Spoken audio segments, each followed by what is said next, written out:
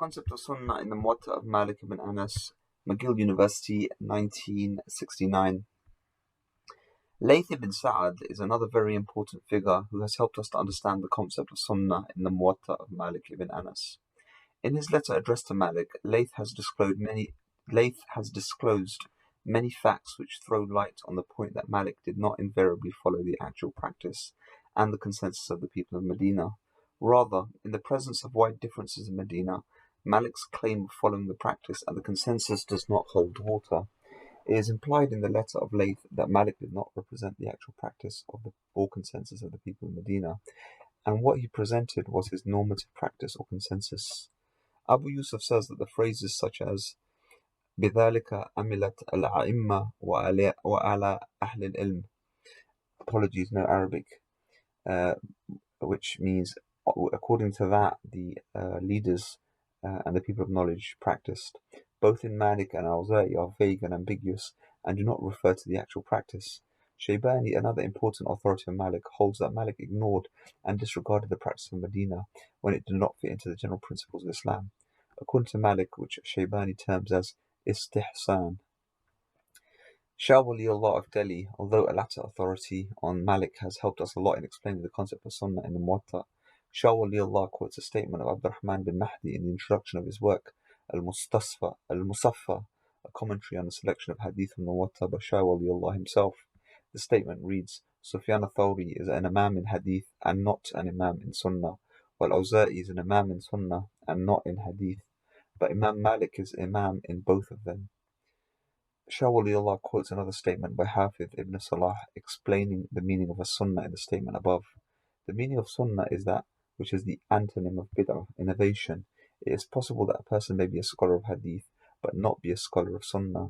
Shah Waliullah, not satisfied with the explanation of Hafidh ibn Salah, says that the statement needs further clarification, and then he gives his interpretation in these words. It is no secret that the predecessors were of two categories in determining the meaning in deducing legal opinion. The occupation of one category was to take care of the Qur'an and hadith and the statements of the companions and to utilize them for legal purposes. That was the methodology of the traditionists, the muhaddiths. The other category used to take into account those fundamental and basic principles which had been neatly enunciated and refined by a group of jurists without taking into account their sources. Whenever they were faced by a problem, they sought its solution from these fundamental principles, and that was the methodology of the activity of the fuqaha. End of quote. After explaining the meaning of sunnah, i.e. the basic and fundamental principles, Shah Waliullah turns to the sunnah of Malik in his Muwatta and says, and when Imam Malik uses the term sunnah in the Muwatta, he means the established fundamental principles. Therefore, the concept of sunnah in the Muwatta constitutes certain basic and fundamental principles based on the religious and ethical principles of Islam. This sunnah was the highest authority with Malik, and it superseded every other legal argument prevalent in Medina. Consequently, the constituents and the content of the concept of sunnah in the Muwatta are 1. The sound reason and independent considered opinion of Malik. 2. Moral legal reasoning. 3. The basis of this rational and moral free thought activity of Malik was recognized by Islamic religious norms derived from the religious and ethical principles introduced by the Prophet.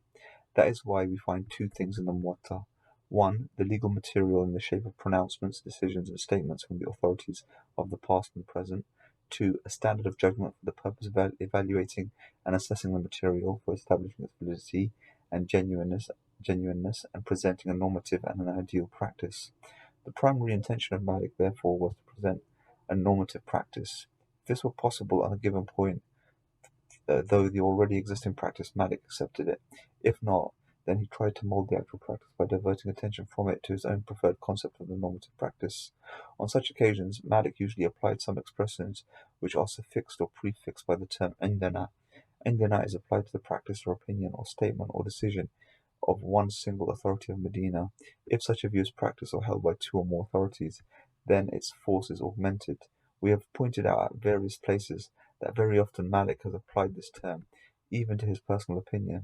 It is on such occasions that Layth ibn Sa'ad, Abu Yusuf, Shaybani, Shafi'i were much upset to hear the personal opinion of Malik described as the practice of Medina, when such was not practiced even by a minority of the Medinis.